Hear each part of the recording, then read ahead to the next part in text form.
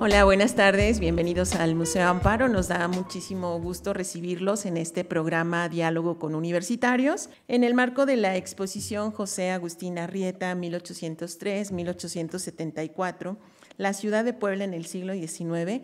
Hemos organizado esta conversación, las alacenas de Arrieta y la multiplicidad de viandas y objetos, y queremos dar la bienvenida a nuestra ponente de hoy, a la maestra Lilia Martínez y Torres, directora de la colección Cocina Cinco Fuegos. Lilia, muchísimas gracias por estar esta tarde con nosotros. Lilia Martínez y Torres es investigadora en temas sobre gastronomía y fotografía, fundadora de la colección Cocina Cinco Fuegos y de la fototeca Lorenzo Becerril. Es autora de los libros La Gula, La Gala y la Golosina, Comer a la Poblana, publicado en el año 2016, Casa Poblana, el escenario de la memoria personal, publicado en el año 2011, y Puebla de Los Ángeles, 1858-1993, publicado en el año 2005. Entre los reconocimientos que ha recibido se encuentran la medalla 485 poblanas y poblanos ejemplares, otorgada por el gobierno municipal por su trabajo en la preservación y difusión de la cultura gastronómica de la ciudad de Puebla en el año 2017. Asimismo, recibió la medalla al mérito fotográfico,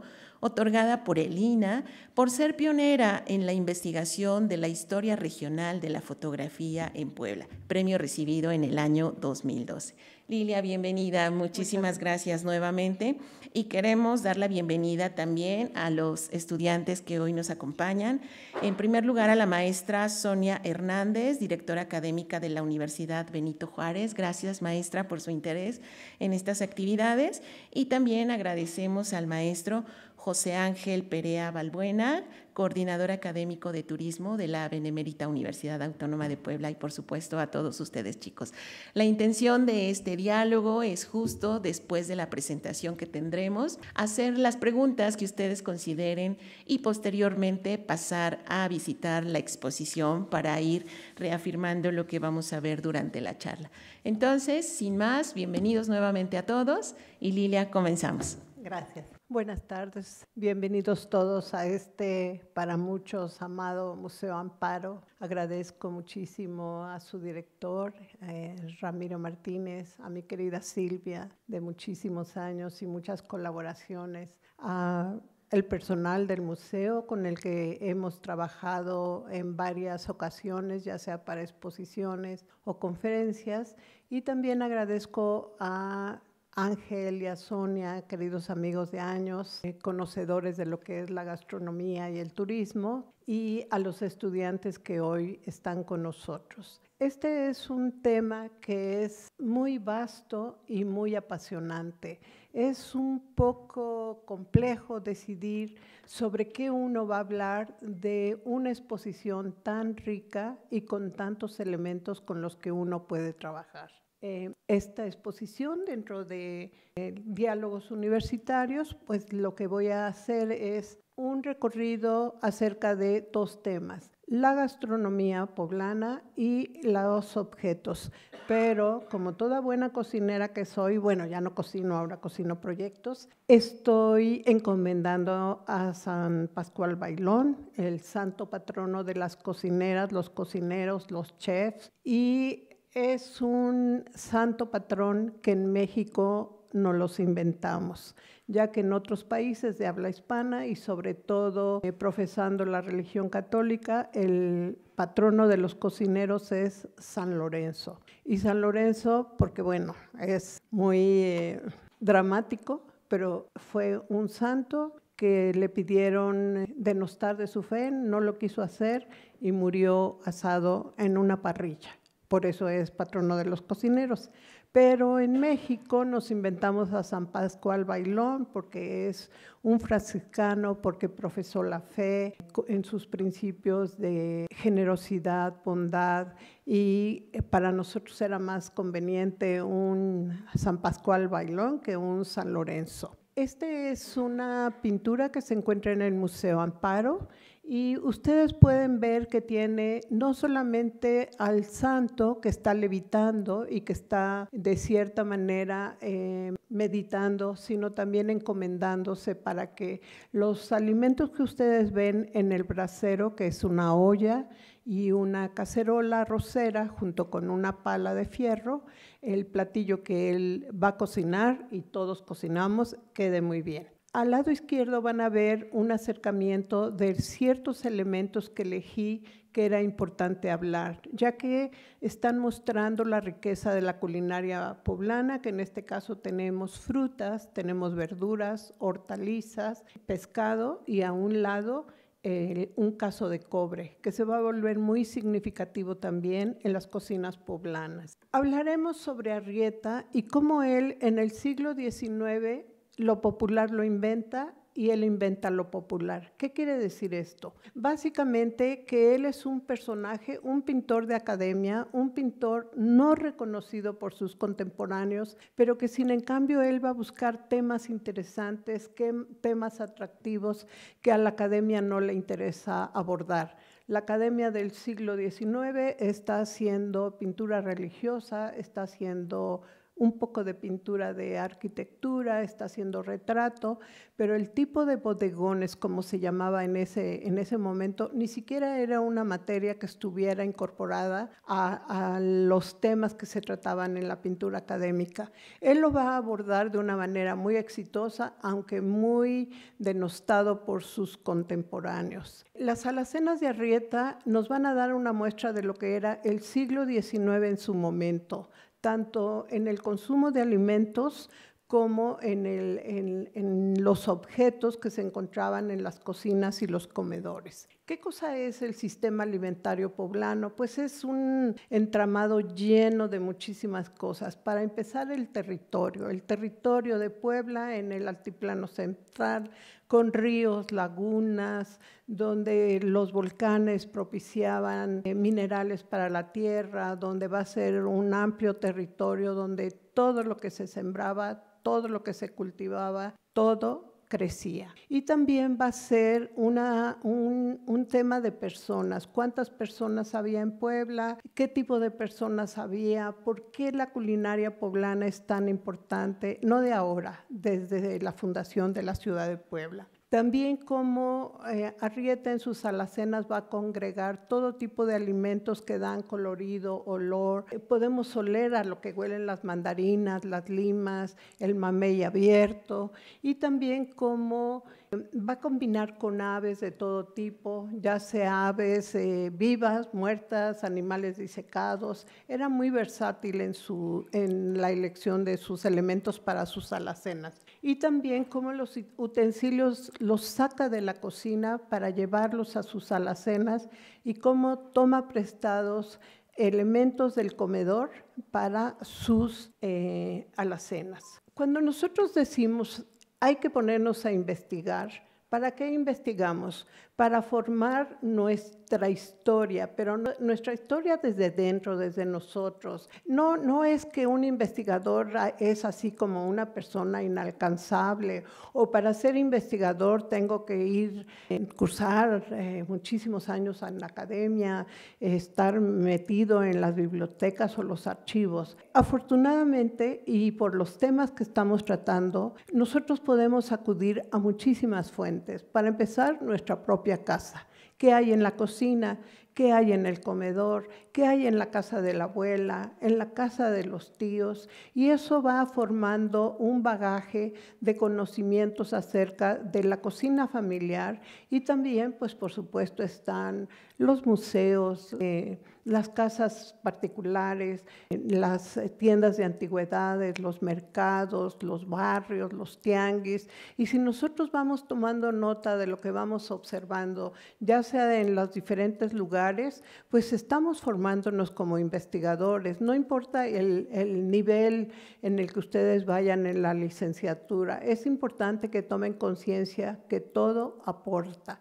Todo es digno de ser anotado, porque después eso les va a servir para hacer comparaciones o para hacer similitudes, y que además los va a llenar de lo que les rodea a ustedes, que eso es lo importante. Puebla, una ciudad que se funda en 1531 y que para 1538 ya recibe su cédula como una ciudad. Esto es muy temprano, es de las primeras ciudades que cuentan con cédula en lo que es la Nueva España, pero lo que es muy interesante es cómo se conforma la población. La población va a contar con los indígenas que vinieron de los pueblos cercanos como Calpan, Otzingo, Cholula, Tepeaca, y también va a contar con aquellos españoles que venían en los barcos para llegar a este territorio, ya que algunos eran en realidad aventureros, otros eran conquistadores, otros eran frailes, pero muy importante es que tomemos en cuenta que a esta ciudad también llegaron asiáticos. ¿De dónde venían los asiáticos? Pues venían de Filipinas, algunos de Japón, algunos de China y también africanos. Africanos que desafortunadamente no se han reconocido como también habitantes de la ciudad de Puebla y que recientemente se está investigando y se están publicando algunos libros y ustedes se asombrarían de la cantidad de africanos que había en el siglo XVIII. Eso habla de que la cocina poblana entonces va a tener bagaje de varios continentes, pero sobre todo se fusiona en la cocina. La globalización del siglo XVI. Nosotros usamos mucho esa palabra y nos parece muy contemporánea, pero en realidad la globalización empezó desde el siglo XVI. ¿Cómo es que empieza la globalización? Pues básicamente con los viajes que hacían los barcos que venían, galeones, que venían de España a la Nueva España y regresaban, ellos tenían su entrada por el puerto de Veracruz y también vamos a tener a los galeones, el galeón de Manila, la nao de China, como se le ha llamado, que ellos en Filipinas congregaban mercancías de diferentes lugares como de Japón, de India y de China. Cuando el galeón venía a la Nueva España, su puerto de entrada era Acapulco. Y de Acapulco ya se distribuía la mercancía, primero a la ciudad de Puebla y después a Ciudad de México. También cuando entraba la mercancía que venía de España, primero llegaba a Veracruz y de Veracruz ya venía a la ciudad de Puebla y de la ciudad de Puebla a México. Tienen que pensar que estos procesos eran muy largos. Podrían durar entre 2, 3 y hasta 4 meses. No es como hoy que le pedimos a Amazon un objeto y lo tenemos mañana en nuestra casa. No, pero es el equivalente, solamente que con algunos meses de diferencia llegaban los pedidos. Pero hagan de cuenta que esto era como el Amazon de hoy día. Alimentos de origen prehispánico. Seguramente ustedes en sus diversas materias que han llevado en la universidad ya han conocido cuáles han sido estos alimentos. Es importante identificar qué es lo que México aporta al mundo desde sus diversos territorios. No quiere decir que todo lo que está enunciado de este lado estaba en Puebla, pero sí la mayoría de los alimentos. Y ustedes están familiarizados con todo lo que hay, pero sobre todo lo que es importante es que ustedes los van a identificar en las pinturas de Arrieta. Van a decir, ahí está el mamey, ahí está la pitaya, está los cacahuates, el cacao, el pulque, el chayote, el maíz. De lo que ustedes tienen en la lista del lado izquierdo, lo van a identificar en las pinturas de Arrieta. Y luego al lado derecho tenemos alimentos llegados a Nueva España. Y pongo a Nueva España no por decir alimentos hispanos, sino sencillamente porque en España también se congregaba una gran cantidad de alimentos para venir que era lo que traían a México. Ahora, aquí tenemos dos sistemas de obtenerlos.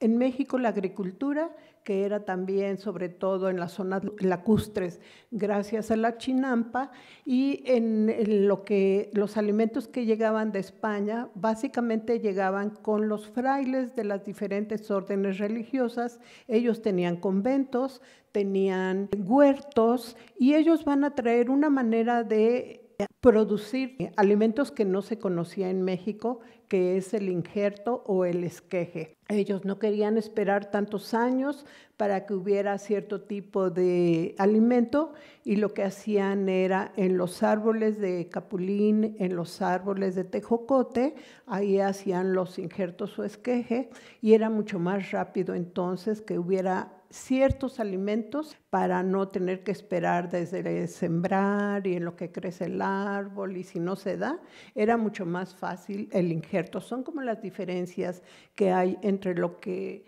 en México se sembraba, se cultivaba y los alimentos que llegaron de España.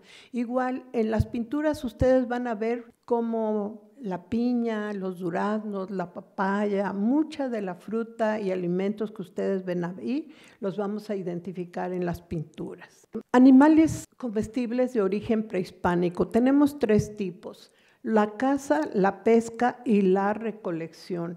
¿Qué es la recolección? Pues todo aquello que se recolectaba de las plantas, de los lagos, de los ríos, incluso de las orillas, en lugares donde estaba el mar, y que va a ser básicamente la dieta a base de insectos. Todo aquello que por supuesto no le gustó a los españoles y que hoy día algunas gentes todavía tienen aversión, no le dan el valor que esto tiene en cuanto a las proteínas que dan al organismo, pero que ustedes pueden hacer un listado de alimentos provenientes de la recolección y es el taco que se pueden comer mañana con escamoles, que se pueden comer el gusano de maguey con su mezcal o ese tipo de insectos que era poco apreciado en esa época y que sin embargo va a subsistir pese a todas las gentes que decían que eso no era alimento. Y por el otro lado, pues sí, los alimentos llegados a Nueva España era muy reducido, básicamente caza y pesca. Con el tiempo llegó a haber mucho más pescado sobre todo, pero si ustedes hacen una comparación en cuanto a alimentos, bueno, aquí le sumamos los insectos y ya se hizo la lista más larga. He llegado a leer algunos libros de algunos investigadores españoles que decían que en México no había alimentos, que realmente ellos fueron los que vinieron a enseñarnos cómo comer. Pues, ¿qué cosa significa esto? Significa que hay una gran ignorancia acerca de todo el contenido de la lista que estoy poniendo del lado izquierdo y que para nosotros es muy significativo como mexicanos este tipo de alimentos. Utensilios culinarios de origen prehispánico. Vamos a tener materiales como piedra volcánica, barro, madera, fibras naturales y obsidiana. Y por el otro lado vamos a tener en los utensilios de origen hispano materiales como cobre, fierro, cerámica, cuero, madera y cerda de animales. Aquí hay que entender que en México los metales no se elaboraban únicamente en Oaxaca, pero esto era solamente el oro, que era el que se trabajaba básicamente para joyerías. Pero la metalurgia en México no existía. Van a ser los españoles los que van a llegar con casos de cobre, olla, sartén de fierro, espátulas de fierro. Les comentaba que en la pintura de San Pascual Bailón hay una espátula de fierro sobre el brasero. Y ellos van a hacer uso de los elementos que ya se conocían en México, como los metates, el molcajete, comales, cazuela, de barro cocido, a diferencia que ellos sí ya conocían la cerámica, que era un barro que se cocía a temperaturas mucho más altas. ¿Qué es lo que va a pasar? Que entonces en una cocina poblana mexicana vamos a tener tanto elementos de origen vegetal, de lo que va a dar el territorio, como materiales ya mucho más trabajados, como eran los que traían como básicamente cobre y fierro. Por ahí ven una palabra que se llama, estos eran unas especies de parrillas, que hoy le llamaríamos así, a donde se ponía el fuego abajo y los alimentos arriba. También ustedes han visto en algunas pinturas, sobre todo de Velázquez, donde el trevede es como un tripié, por eso se llama trevede, y van a hacer que el alimento esté suspendido o colgado de algo que se llama, en una marmita es donde van a estar los alimentos, lo que ellos conocían como cocido. todo lo que se ponía en una olla que se podía cocer. Hablando de técnicas culinarias, cada grupo aportó lo que sabía, tenía y conocía. Por ejemplo, en México se cocinaba asado, al vapor, tostado. Hay una diferencia. En México no se freía, no había alimentos fritos. Esto lo van a traer los españoles con la manteca, que es como se va a usar ya las frituras. Incluso los africanos cuando llegan a la Nueva España no traen absolutamente nada, solamente van a traer sus recuerdos, experiencias, y muchos de estos africanos, especialmente las mujeres, estaban ocupadas en las cocinas. Ellas sí traían el uso de la fritura, sabían freír y por consiguiente eran muy valoradas por esas técnicas culinarias que ellas traían. Y también, pues lo que aporta cada grupo, pues todavía va a enriquecer mucho más a la cocina poblana. Esta maqueta que ustedes ya conocen, que se encuentra en el Museo Barroco, básicamente está hecha como para figurar cómo se veía el siglo XIX en Puebla. No hay edificios, está muy perfectamente acotadas las calles, no hay luz eléctrica, sino lo que ustedes ven iluminado es porque son antorchas que había desde dentro de las casas para darle esta sensación de luminosidad. Esta es la Puebla que en 1803 Arrieta nace en Tlaxcala, antes era Intendencia de Puebla, después pasa a ser Tlaxcala, y después de muy niño se viene a Puebla, pero básicamente no se viene, lo traen sus papás, porque era muy chiquito, y esta es la Puebla que él va a conocer, la Puebla que él va a vivir. Por eso me interesaba que ustedes tuvieran esta imagen un poco como ubicación, porque a veces pensamos que la ciudad se ha visto siempre igual y no es cierto. Para empezar, no había tercer piso en el centro histórico, no había iluminación. Y Arrieta vivía muy cerca de la catedral, en la 5 Poniente, esquina con 5 Sur, una casa que fue vecindad por muchísimos años, incluso cuando él vivía ahí, era una vecindad pobre, pero como él no vendía sus pinturas como pan caliente como otros pintores, pues tenía necesidad de estar en esa casa. En un tiempo el gobierno del estado la rescató y lo que quiso hacer fue un museo llamado Arrieta. Desafortunadamente sí se hizo, se organizó, pero hubo varias asociaciones que intentaron echarlo a andar y al final de cuentas no se logró. Ahora es un edificio de gobierno que ocupa diferentes instancias burocráticas, pero que desafortunadamente ese propósito que había, que es una casa muy bonita además, no se pudo lograr. La cultura alimentaria de Puebla. En este caso, todo lo que ustedes vean en Arrieta está vinculado con la identidad de Puebla, con los alimentos, con los utensilios, con las temporadas. Eso es muy interesante, porque ustedes pueden ver pinturas que dices, esta pintura la hizo, por ejemplo, van a ver unas hojaldras en temporada de muertos, porque las temporadas antes se respetaban, no es como ahora que vamos a Costco en mayo y hay hojaldras, o vamos a a Walmart y en octubre ya tenemos también hojaldras. Esas temporadas que antes se respetaban, las notamos en las pinturas de Arrieta. Y él dispone de una manera muy interesante sus verduras y hortalizas. Y sobre todo el color que siempre vamos a notar en sus pinturas. Es algo muy llamativo. También sobre la mesa, pues vamos a ver flores y frutos, casi para mí el paraíso, porque ustedes se pueden imaginar lo pródigo que ha sido Puebla siempre, como para que en cualquier temporada del año tengamos cierto tipo de alimentos, incluidas las flores. Y luego de las aves. Antes se comía muchísima ave. ¿Por qué? Porque había lagunas, porque había ríos, había perdices, palomas, patos, había grupos de cazadores que cazaban no precisamente como recolectores, cazadores como en un inicio, sino en este caso por gusto. Incluso del siglo XIX tengo un recetario exclusivamente para aves, que ahora pues ya ni siquiera las encuentran ustedes en el súper ni en ningún lado. Y ahí había observaciones de que solo caza lo que te vas a comer. No desperdicies ese alimento solo por el gusto de matar animales y que después ni siquiera los vas a aprovechar. Ahora ustedes díganme, yo les podría preguntar qué aves comen y aparte de pollo, gallina y guajolote, pues creo que poco es lo que se come ahora respecto a las aves.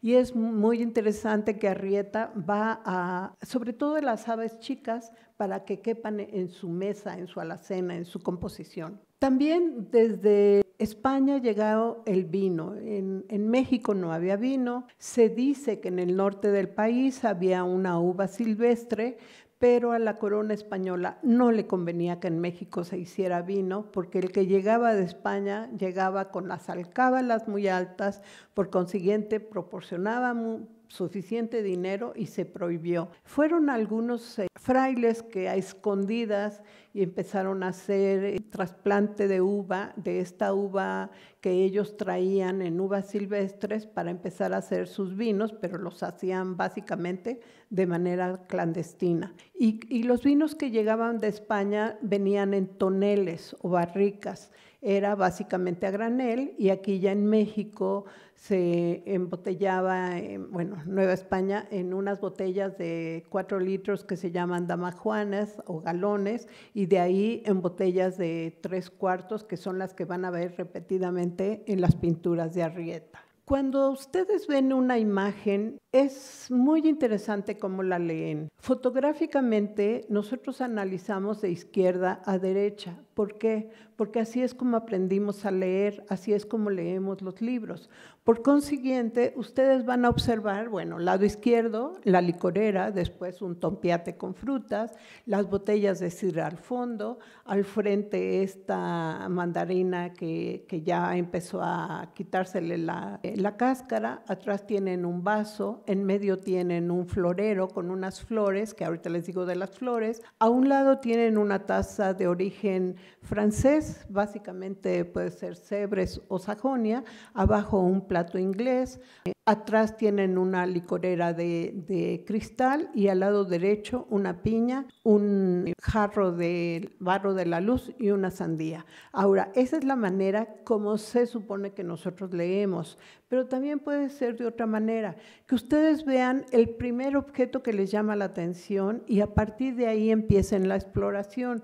¿Qué puede ser? Bueno, pues que les llamó más la atención la sandía, o les llamó más la atención el tomate o la sidra, y a partir de ahí explorar la imagen. Aquí no importa cómo ustedes lean una fotografía o una imagen, sino más bien es que empiecen por reconocer o identificar los elementos. También algo fotográfico que hace Arrieta es una composición que se llama en triángulo. ¿Qué es el triángulo? Pues que ustedes tienen la punta aquí y viene hacia la licorera, después de la punta de aquí viene hacia la piña y tienen su horizontal. Es un triángulo. Es muy común en el tipo de pinturas llamados bodegones o alacenas, que es lo que se va a emplear, porque permite el lucimiento de los objetos.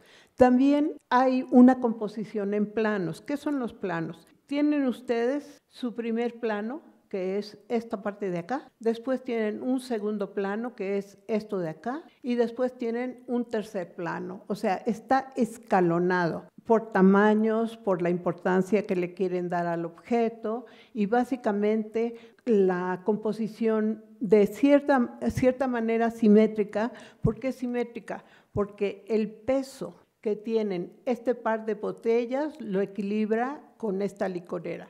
El peso que tiene esta licorera lo equilibra con la piña y ahí adentro caben todos los elementos que ustedes quieran integrar en la imagen. Del lado derecho seleccioné el tompiate, que es de palma, con elementos como les comentaba, como si fuera un cuerno de la abundancia, donde va a disponer sobre grano chile poblano, jitomate, tomates, y Es lo que en esta imagen quise llamar que ustedes tuvieran mayor atención en la disposición que hace Arrieta como de un cuerno de la abundancia y de los elementos que integran esta composición. Luego aquí tenemos otra alacena de las que llamábamos también por temporada, básicamente por dos elementos. Tenemos la hojaldra, que sabemos que esa se hacía a fin de octubre y primeros días de noviembre, y tenemos las calabazas.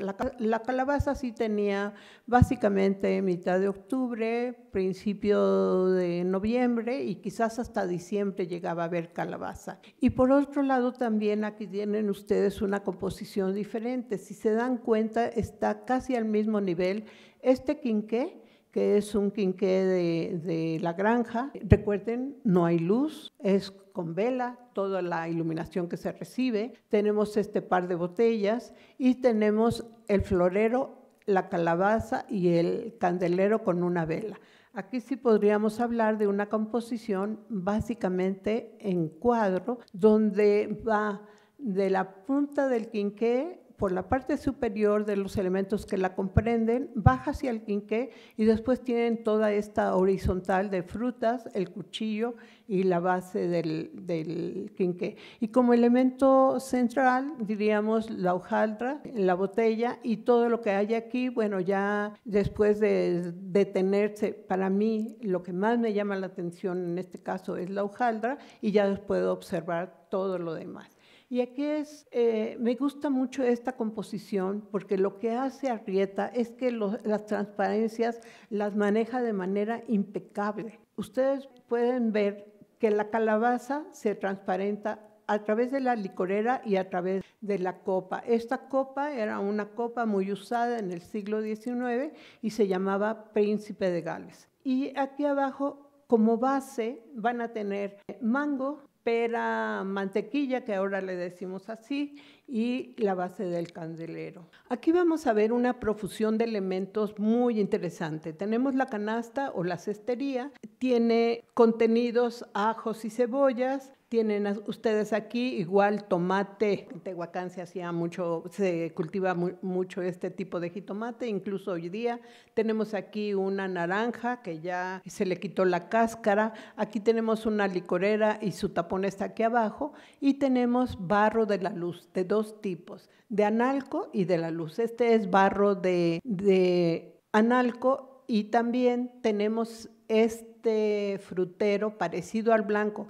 Tengo la impresión de que Arrieta usaba el color para dárselo a los fruteros. Nunca he visto un frutero de este color, pero yo creo que él, a propósito, ese frutero blanco que ya les mostré, les ponía este color para tener un elemento diferente. Y este caso de cobre, pues ya lo habíamos visto en otra pintura, la licorera y la canasta. Esta canasta de carrizo me encanta y bueno, el perico o loro. Hay una saturación de elementos. Si ustedes se ponen a contar la cantidad de elementos ahí, su lista va a ser larga. Cuando estaba preparando esta presentación, lo primero que hice fue una lista de alimentos y después una lista de objetos. Obvio, los alimentos son mucho a los objetos, pero es muy interesante porque ustedes pueden hacer un inventario de elementos de las pinturas de Arrieta y eso va a hacer que las valoren, que las vean de una manera muy interesante. Aquí tenemos el nombre de alacena 1, 2, 3, 4, fue arbitrario. Conforme las fui armando, las fui poniendo, porque en muchos casos dicen bodegón, cuadro de comedor. No le ponía título a sus bodegones como ahora nosotros decimos, o a sus cuadros de comedor. En este caso van a ver un elemento que no había aparecido, que es este tonel. Estos eran unos tonelitos donde se vaciaba el vino a granel y también un elemento que es muy interesante, esta cafetera que tiene aquí dos cuerpos. Van a ver otra vez el barro con la cuchara, la fruta, una fruta diferente a la primera que vimos. Y otra cosa, vean aquí las transparencias en el florero. Podemos ver las flores y podemos ver los tallos. Y Este elemento, me encantaría tener uno en mi colección. Cuando encuentren uno, me avisan, por favor, y corro a comprármelo. Y si me lo regalan, se los agradezco. Es que ya llevan un encargo. Esto me encanta, pero no tengo uno. Si se dan cuenta, aquí tiene una llavecita para que lo que ahora sí que se cocinó acá va a ser dispensado es como la Vialetti que hoy conocimos, algo parecido. Otra vez tenemos el tompiate, tenemos una tacita que ustedes van a ver en la vitrina de la exposición, algo muy parecido. Tenemos otro tipo de jarro con un cuello mucho más angosto. Los jarros eran para agua, para tole, incluso hasta para pulque, llegaban a ser utilizados para el pulque y la calabaza. Y aquí van a ver esta composición también con esta sopera. Estas eran unas soperas que venían de Europa, básicamente de Francia, y que eran muy apreciadas por las familias poblanas. Incluso algunas todavía se llegan a ver en la plazuela de los Sapos, en los bazares. Y tienen ustedes estas botellas de cerámica, básicamente venían de Inglaterra y eran botellas para bebidas. Aquí arriba van a encontrar un plato también inglés y va a ser como con un vaso. Lo interesante de esta composición es que este es un elemento identitario de Arrieta. ¿Por qué? Porque esta es una cerámica colorada que se hacía en Tlaxcala. Esta no es poblana. Esto va a ser una cerámica que van a ver repetida esta tinaja en varias de sus pinturas. Aquí tenemos un lindo gatito, era un gatito disecado, no crean que era de verdad, no era de Adebis, era disecado. Y lo que les decía de los animales que están ya en algunos casos desplumados y destazados, pero van a ser animales pequeños para que no ocupen lugar preponderante en la composición. Y tenemos esta combinación, por ejemplo, de un jarro con una tacita y una cuchara. Es interesante si ustedes observan bodegones de otros países, de otros siglos, que van a ser muy parejos, van a tener el mismo tipo de elementos, me refiero a su periodo, y no se van a encontrar ni por nada algo tan popular como un jarro o como un cesto de palma.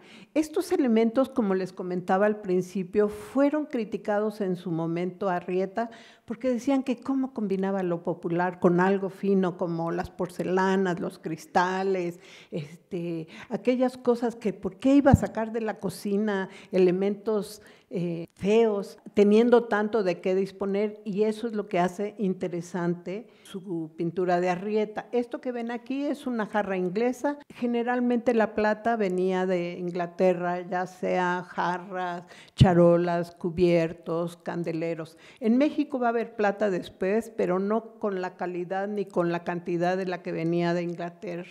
Y aquí escogí estas 4 imágenes sobre el pan de cada día que nos va a dar y nos sigue dando. Tenemos la hojaldra, que ya hablé de ellos, y aquí abajo hay un cuchillo que ustedes lo van a ver en la vitrina de la exposición. Tiene el cuchillo fino, como este tipo era con mango de marfil, el medianito, mango de hueso de animal y el corrientito de lámina. Este tipo de cuchillos fue muy usado también. Aquí ven el tompiate ahora con pan, lo que para nosotros es torta de manteca. Aquí van a ver en este platito que hay un panquecito, incluso hay migajas aquí y aquí. Y en este plato de pan dulce van a tener rodetes, galletas, rosquitas blancas y demás. Cómo es interesante que el pan de su tiempo lo está recreando, pero lo más interesante es que todo este pan 2025 todavía lo podemos disfrutar si vamos a las panaderías que ya sabemos dónde hacen ese tipo de pan. La cultura material de los objetos. Esto es algo que necesita ser estudiado, sobre todo si nosotros queremos identificar cuáles son los objetos que se fabricaban en Puebla y cuáles eran sus materiales. Básicamente de manufactura regional identificados en las pinturas de Arrieta, tenemos ollas y cazuelas de los barrios barrios de Analco y La Luz, vasos de vidrio verde y copas de vidrio prensado del barrio de La Luz también, cestería de las regiones de Tehuacán y Sierra Norte y La Mixteca. Esto que menciono abajo, objetos que ustedes van a ver contenidos en la vitrina y que pertenecen a nuestra colección. Vean el caso. Estos casos se usaban básicamente para los dulces, se usaban para la carne y son casos cóncavos. ¿Por qué cóncavos?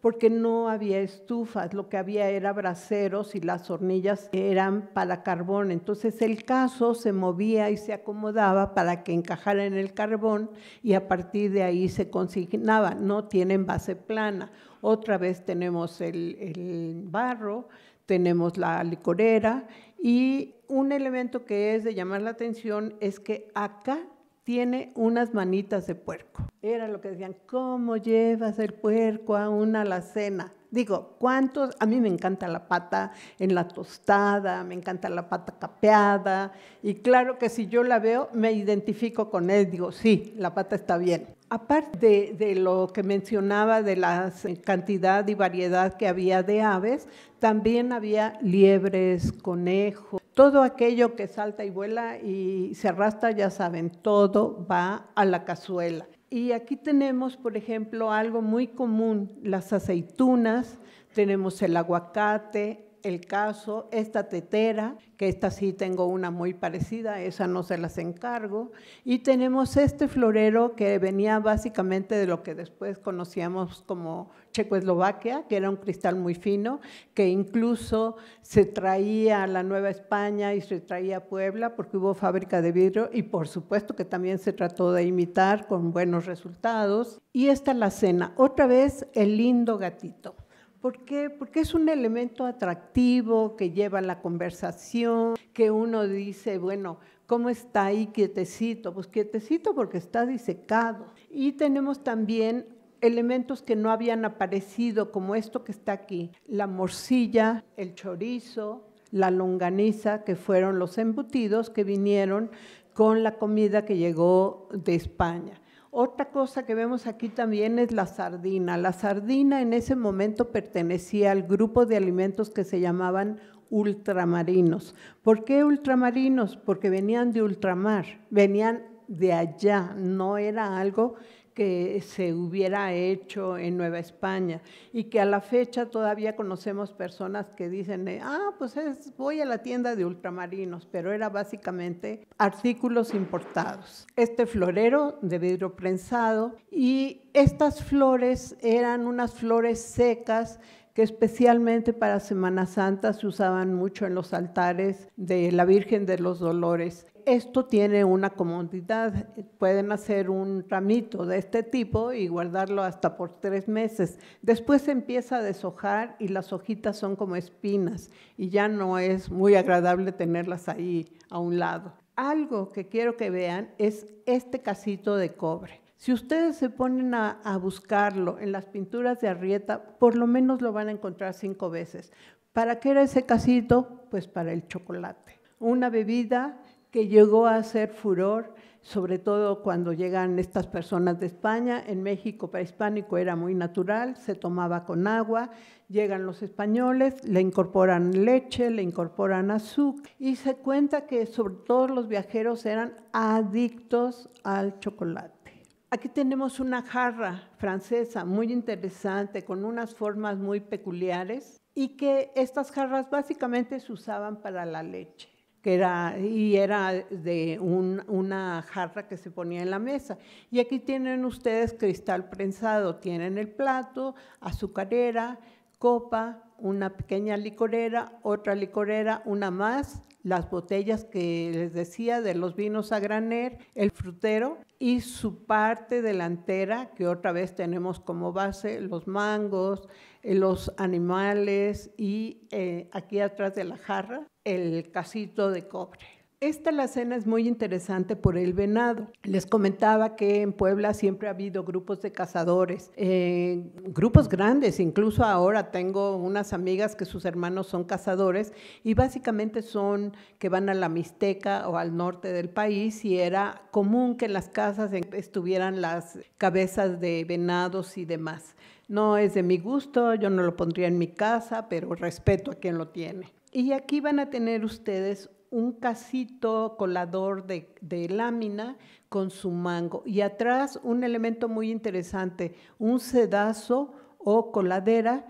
Estas fibras son de crin de caballo y esto es lo que le llaman madera balsa. Afortunadamente, de las cosas que me tocaron de la casa de mi abuela fueron este tipo de cernidor, son 3 tamaños, el que está aquí en la vitrina del museo es el más grande, tengo otros 2, aquí van a ver ustedes también porcelana y aquí otro pan, un pan que también era para las ofrendas, o sea que es un pan que se hacía en el mes de noviembre. Y tenemos aquí una papaya abierta y un melón calado. ¿Qué son los melones calados? Pues que cuando vamos al mercado no sabemos si está bueno o no el melón y el vendedor te dice, pues se lo calo, marchanta. Y tú dices, sí, y este cuadrito que ven aquí era la parte de aquí. Ahora ya nadie te cala la fruta, porque una fruta si no la quieres, pues ya quedó abierta. Y en el súper, disculpen, ahí no se cala nada.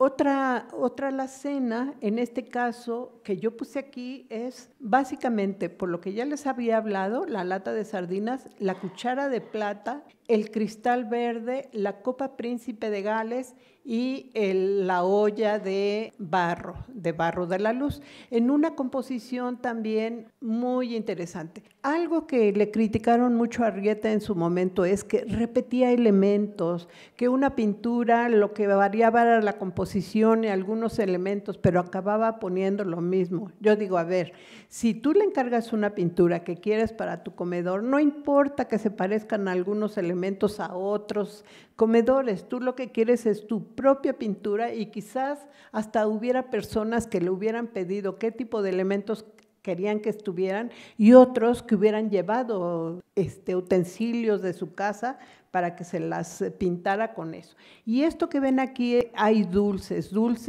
cristalizados como uvas, higos, hay piñones, cacahuates, almendras, toda esa fruta llamada también colación que en diciembre se ofrecía en las casas después de que se cantaba la posada. No quise dejar de poner estas que no son alacenas, sino son cuadros de costumbres por los elementos que hay. Esta vendedora que ha tenido varios títulos, si ustedes revisan la bibliografía, en algunos dice la vendedora de aguas frescas, el otro dice la vendedora, otro libro dice la vendedora de agua loja, o sea, como no tituló sus pinturas, generalmente los estudiosos o los que hacían los libros, pues les ponían a las pinturas lo que creían conveniente. Esto de aquí, si ustedes observan, es un elemento que yo tomé para las diapositivas cuando hacía una entrada de algún tema y lo van a ver al final en la despedida.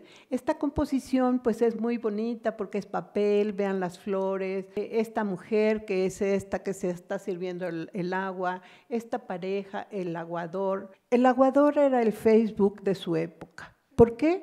Porque era el chismoso, bueno, no era chismosa, era el que iba de casa en casa y le decían, no, fíjese que la comadrita ya se fue, que no sé qué. Y eso mismo que le decían en esa casa, más lo que le habían contado acá, iba y lo contaba en otra casa. No, el que cree que fulanita de tal y demás, eran temidos en la ciudad. Si alguien quería saber algo de alguien, acudía al aguador, o sea, al Facebook de su época. Aquí van a ver una escena que a mí me hubiera encantado que hubiera estado más grande.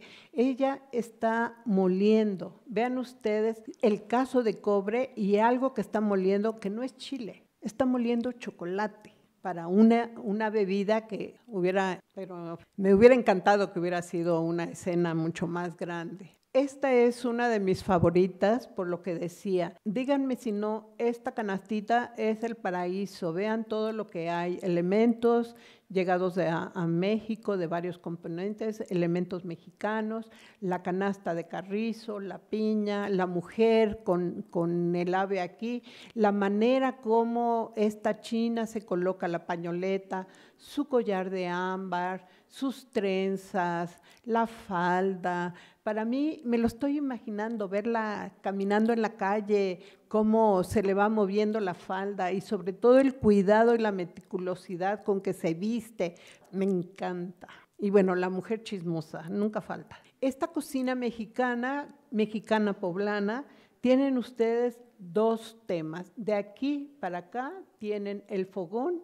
El fogón debe de tener 6 hornillas por las oquedades que se notan aquí. Tienen cazuela y jarro con un platito de lo que es el barro de la luz. Aquí tienen ustedes cobre, tiene fierro, y del otro lado tienen ustedes esta parte de esos arreglos tan bonitos que hemos visto en varias cocinas, incluso de los pueblos, donde la cazuela va a ser un adorno. Sí se descuelgan para cocinar, pero básicamente se usan para adornar.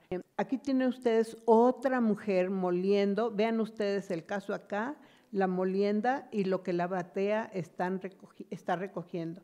El lindo gatito, unas verduras con un cazo y esta mesa inusual. Para mí que Arrieta usó este diseño de mesa para que su composición le diera todo este aire que quería mostrar en esta zona central, donde una cocina es luminosa, donde se ve el paisaje y demás. Esto no está muy cerca de la realidad. Las cocinas generalmente eran obscuras hasta el último cuarto y no estaban ventiladas. Pero bueno, es un ideal de cocina de Arrieta. Y aquí tenemos, por ejemplo, para resaltar, pues el guajolote o totol. Ahora conocemos los pavos congelados que compramos en Costco, en Sam's y demás. Pero antes uno iba al mercado y compraba un guajolote, te lo daban exactamente con un hilito para que no se te volara, no se te escapara, y si te querías ver muy diferente, ibas del mercado y a algunas calles con tu hilito y ahí con tu guajolote. Eso, nosotros vivimos una época en Tehuacán y era muy común que el día de mercado, los sábados, así viéramos esas procesiones de personas con animales, con el hilito en la mano. Loza colorada de los barrios de la luz, que este es un propósito del Museo Amparo, identificar en las alacenas de Arrieta cuáles son los elementos que son de manufactura regional. Aquí tenemos cuchara de madera y el casito que se ponía para calentar el agua mientras estaban hirviendo los frijoles o la carne. Lo que ya les había mencionado, el vidrio prensado, tienen ustedes azucarera, copa, licorera y la charola, y este vaso de pulque de una de sus pinturas, este modelo de vaso de Barrio de la Luz, se llama tornillo, porque ustedes ven que está torneado, y la cestería de vara y carrizo. Esta es una canasta de alpanoca que todavía se sigue tejiendo igual, tengo mi propia canasta, cestos de carrizo, que cuando es la feria de Cholula, el día del santuario de los remedios, aunque tenga muchos, siempre me traigo otro, y esta canasta también de carrizo, que son muy aguantadoras, con este paraíso de frutas. Aquí está la vitrina, la que le llamo mi vitrina. Ya pedí de favor, ya se lo dije a mi querida Silvia, que cuando me regresen mis piezas, si se puede con la vitrina, mejor. No sé si me vayan a cumplir el deseo, pero una amiga me dice, ¿y qué vas a sacar todos tus muebles de sala y comedor? Que me la lleven y yo veo qué hago. Pero vean ustedes el lucimiento que tienen estas piezas. Esto es lo que se llama buena museografía, cuando no solamente van a presentar una exposición con excelentes pinturas, sino que se busca que hacer algo más para que tenga un mayor lucimiento en la exposición, pero que también un conocimiento más profundo, de que de las piezas que ustedes hayan visto en las alacenas, pues lo van a ver aquí en esta vitrina, licoreras, el tonelito, el sedazo que les hablaba, las copas, jarra, platos, el caso de cobre, y la verdad estoy muy, muy agradecida, me siento muy afortunada de que me hayan invitado a participar con las piezas de mi colección para la exposición de Arrieta. Aquí tienen algunos recuadros, algunos detalles. Este florero lo vieron usted, frutero, las copas, licoreras, jarra.